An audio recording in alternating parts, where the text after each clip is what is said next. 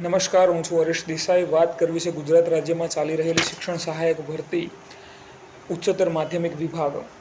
મિત્રો, હું દરેકને જણાવવા માગું છું કે હાલ ચાલી રહેલી ભરતી પ્રક્રિયામાં અલગ અલગ વિષયોમાં કુલ 8 વિષયોમાં 850થી 900 જેટલી શિક્ષકોની ખાલી જગ્યાઓ છે, કારણ કે જગ્યાઓની સામે પર્યાપ્ત ઉમેદવારો નથી.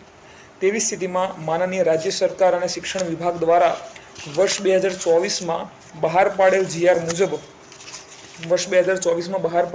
મુજબ ખાલી રહેતી જગ્યાઓ માટે જે તે વિષયમાં મેરિટ કટ ઓફ 120થી ઘટાડવું અને ખાલી રહેતી જગ્યાઓ માટે શિક્ષકો ભરવા અને જેના માટેની જોગવાઈ એના પોઈન્ટ નંબર 12 અને એના પેરેગ્રાફ નંબર 2માં માનનીય રાજ્ય સરકાર અને શિક્ષણ મંત્રાલય દ્વારા કરવામાં આવેલી છે કે જે તે વિષયમાં શિક્ષક ન મળે તો મેરિટ કટ ઓફ 120 માર્ક્સથી ઘટાડીને તમે નીચે લઈ જઈ શકો અને આ ભરતી પ્રક્રિયાની પ્રોસિજરને પૂર્ણ કરી શકો, જે હાલ અધૂરી છે. મિત્રો, મને જણાવતા દુઃખ થાય છે કે 8 વિષય એવા છે કે જેમાં અરજીઓની સામે પર્યાપ્ત ઉમેદવારો મળેલ નથી, જેનો ડેટા અમે માનનીય રાજ્ય સરકાર અને જે તે અધિકારીઓને પહોંચાડેલો છે.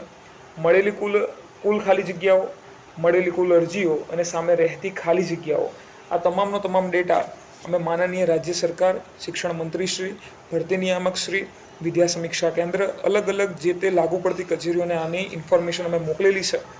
અમે અરજી કરેલી છે કે જીઆર પ્રમાણે તમે ભરતી કરો, 120થી કટ ઓફ નીચે લઈ જાઓ અને મનોવિજ્ઞાન, તત્વજ્ઞાન, સમાજશાસ્ત્ર, અંગ્રેજી, આંકડાશાસ્ત્ર અને કૃષિ વિજ્ઞાન જેવા 8 વિષયોમાં જ્યાં 850થી 900 ઉમેદવારોની જગ્યાઓ ખાલી પડી છે એ જગ્યા ઉપર ભરતી કરો, જેથી રાજ્યમાં રહેતા દરેક બાળકને શિક્ષક મળે.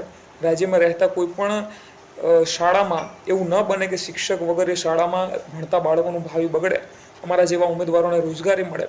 તો અમારી માનનીય શિક્ષણ મંત્રાલય, માનનીય શિક્ષણ મંત્રી તથા ભરતી નિયામક તથા રાજ્યમાં શિક્ષણ વિભાગને અમારી એક જ અરજ છે કે આપ શ્રી મેરિટ કટ ઓફ નીચે ઘટાડો અને અમારા જેવા ઉમેદવારો અને બાળકોનું ભાવિ બચે એ માટે પ્રયત્ન કરો. જય હિન્દ, ખૂબ ખૂબ આભાર.